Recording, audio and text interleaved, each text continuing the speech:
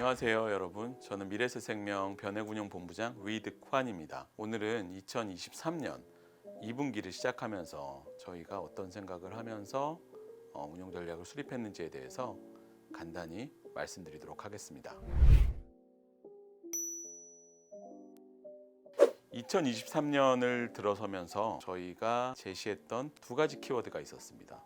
인플레이션과 경기 침체였습니다. 이 두 가지 단어는 모든 경제 주체들의 관심이기도 했었죠. 미국의 인플레이션 뿐만이 아니라 전 세계 인플레이션은 아주 뜨거운 감자였었고요. 이 뜨거운 감자는 또 빠르게 식어가고 있습니다. 23년 들어서면서 2분기까지 발표된 이 인플레이션 수치를 보게 되면 최고 9%를 넘었던 미국의 인플레이션 숫자가 6%포인트까지 아주 빠르게 식어가고 있는 걸 확인하고 있습니다. 투자자들은 여기 열광하고 있지만 중앙은행, 즉 금리를 결정하는, 통화정책을 결정하는 중앙은행 관계자들은 여전히 불확실하다라는 생각을 가지고 있습니다. 미국의 CPI가 5%포인트 미만으로 얼마나 빨리 내려갈 수 있느냐가 중앙은행 관계자들이 바라보고 있는 관전 포인트가 아닐까 싶은데요. 이걸 히트맵이라고 표현을 하는데요. 빨간색일수록 아주 뜨겁다, 높다라는 뜻인데 주황색 동그라미 쳐진 부분을 보시면 쉘터, 즉 미국의 거주비가 여전히 물가의 상당 부분을 차지하고 있는 상황이다. 즉 주거비가 향후 속도를 좌우할 그런 키를 가지고 있는 물가 구성 요인이다라고 저희가 생각하면 되는데요. 광범위하게 뜨거워져 있는 주거비가 정상 속도로 떨어질 수 있는 가능성은 저희는 충분하다라고 판단하고 있습니다. 두 번째 키워드, 경기 침체입니다. 23년 1분기, 2분기에 나왔던 경기 지표를 나타내는 숫자들이 너무 좋게 나타나면서 설마 이거 경기 하강 없이 다시 경기가 확장되는 건가? 이런 얘기들이 나오기 시작했었는데요. 그런 기대에 찬물을 끼얹는 사건이 나왔었죠. 실리콘밸리 뱅크, 크레딧 스위스, 모든 침체는 비슷하지만 다르다라는 얘기를 저는 이번에도 느끼고 있습니다. 우리가 직전에 겪었던 가장 큰 경기 침체 중에 하나인 세계 금융위기, 은행으로부터 시작된 위기였습니다. 그리고 2023년 우리가 바라보고 있는 이 은행 위기도 은행이라는 공통점을 가지고 있기 때문에 똑같은 파급력을 가지고 있을 것이다 라는 생각을 할 수가 있고요. 그렇기 때문에 침체도 2008년처럼 굉장히 깊을 것이다 라는 생각을 할 수도 있는데요. 그러면 경기 침체 2008년 같을 것이냐? 저희는 그렇게 생각하지 않습니다. 오히려 조금 더 마일드하게 경기 침체를 지나가게 할 수 있는 좋은 환경을 만들어주고 있다라는 생각을 하고 있는데요. 은행이라고 하는 공통분모라는 사실 때문에 각각의 경제 주체들, 특히나 미국에 있는 경제 주체들이 좀 빠르게 경기 확장에 대한 신뢰감을 잃어가고 있습니다. 이로 인해서 너무 뜨거워져 있는 미국의 경제, 그로 인한 높은 물가 상승률이 조금 하향 안정화될 수 있는 환경이 조성되고 있다라고 저희는 생각을 하고 있습니다. 제가 1분기에 설명드렸던 차트 중에 하나가 변곡점이 다가오고 있다는 점은 확실하다라는 차트가 하나가 있었는데요. 작년 한 해는 일방적인 다운 사이클이었습니다. 모든 것들이 안 좋았었죠. 거기다 지정학적 위기까지 터졌었고요. 작년 한 해를 다 소화하고 난 투자자들은 2023년이 변곡점을 만들어낼 수 있는 해라는 것에 주목을 하면서 아주 그냥 단순한 관점으로 해석을 해본다면 저 무지개 너머 어딘가에는 좋은 수익률이 기다리고 있다라는 그런 희망, 투자자들의 희망이 1분기의 주식시장의 랠리를 이끌었다라고 저희는 생각을 하고 있고요. 여기 보시는 차트가 미국의 국채금리 커브인데요. 만기별로 각각의 채권의 금리가 몇 %인지를 나타내는 곡선입니다. 각각의 채권이 지금 보여주고 있는 시장 금리입니다. 단기 채권이 금리가 훨씬 높고 장기 채권의 금리가 낮습니다. 지금은 경기가 좋지만 앞으로는 경기가 안 좋을 것이다라는 것을 이미 시장에서는 채권 가격에 다 반영을 하고 있는 것이죠. 투자자들은 몇 년 안에, 짧게는 1년, 길게는 2년 안에 경기 침체를 겪을 것이고 그에 따라서 연준이 피봇할 것이다. 아주 통화 긴축적인 태도를 바꾸어서 통화 완화적인 태도로 돌아설 것이다라는 생각을 이미 하고 있는 것입니다. 그게 자산시장에 반영되어 있는 것이고요. 아마 주식시장에도 상당 부분 반영되어 있다라고 보는 게 합리적일 것 같습니다. 기준금리가 5% 가까움에도 불구하고 미국 대형 상업은행들의 평균 예금 금리는 1%가 채 되지 않았습니다. 은행에 돈이 묶일 수 없는 그런 환경을 조성을 했었습니다. 하지만 이번 은행 위기는 사실은 자산의 위기가 아니라 소비자들이 돈을 빨리 회수해서 은행의 유동성 위기가 발생한 것이기 때문에 은행 입장에서는 예금을 묶어둬야 되는 상황이 생기게 된 것입니다. NIM을 훼손시키면서도 예금 금리를 올려야 되는 상황이 만들어지고 있고요. 이걸 다시 한번 생각을 해보면 시중의 유동성이 이제 예금으로 흡수될 수 있는 환경이 점점 조성되고 있다라고 저희는 생각하고 있습니다. 저희는 미국의 소비자 물가 지수가 하향 안정화되고 시점을 특정할 수는 없으나 미국의 긴축 사이클은 거의 막바지에 왔다라는 생각에서 조금 긴 호흡으로 포트폴리오를 구성하고자 했습니다.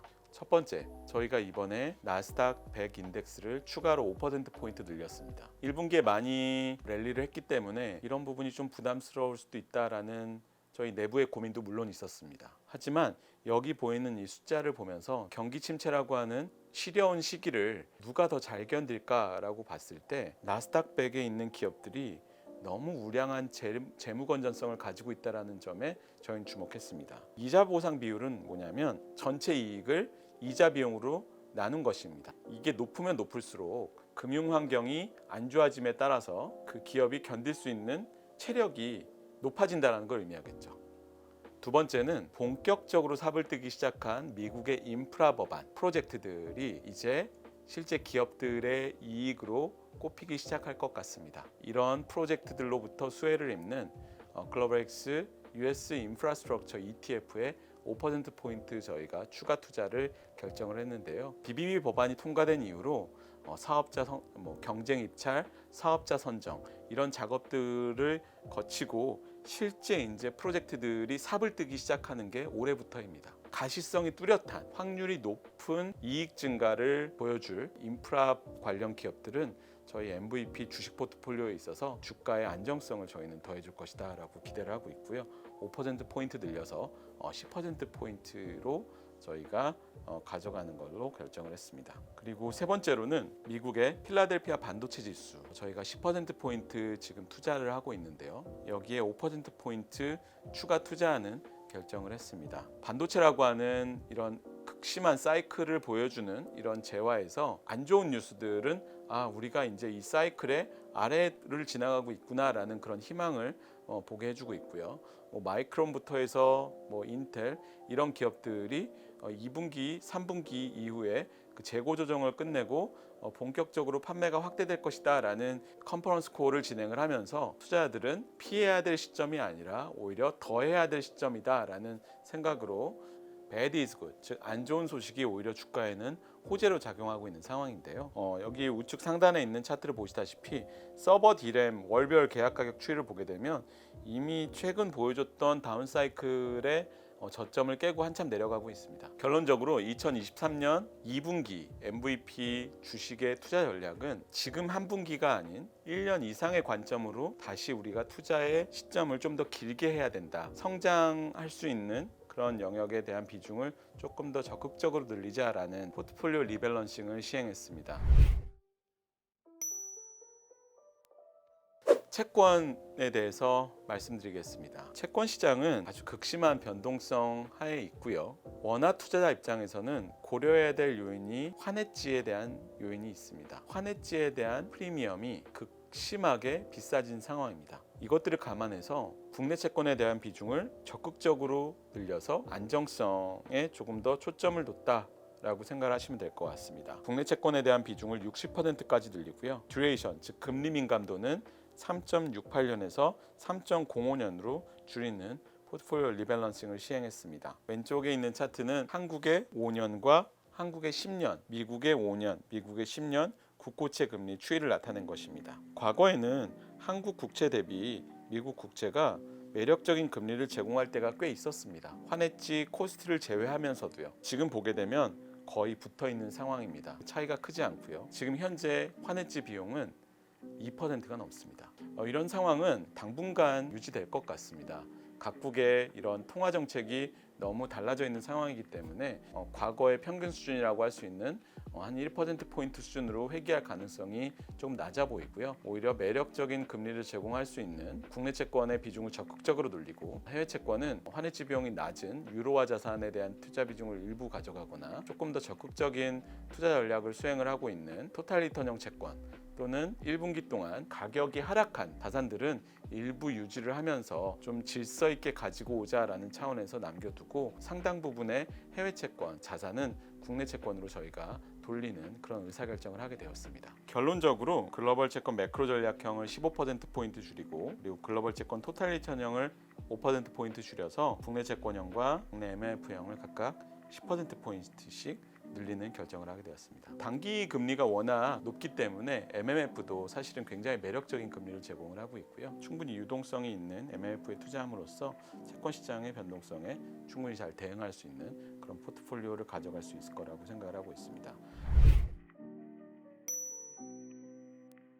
2023년 2분기는 여러분들께도 그렇고 저희에게도 그렇고 굉장히 수수께끼 같은 한 분기가 될 것 같습니다. 경기 침체일 것이냐, 생각보다 견조한 기업 실적일 것이냐, 좋은 뉴스와 나쁜 뉴스가 굉장히 혼재할 것 같습니다. 저희는 조금 더 긴 호흡으로 포트폴리오의 성장성을 가져가고 채권 포트폴리오의 이자 수익으로서의 안정성을 가져가는 기본을 다지는 포트폴리오 리밸런싱을 했다라고 이해해 주시면 좋을 것 같습니다. 앞으로도 이런 원칙에 기반해서 최선을 다해 운영하도록 하겠습니다. 감사합니다.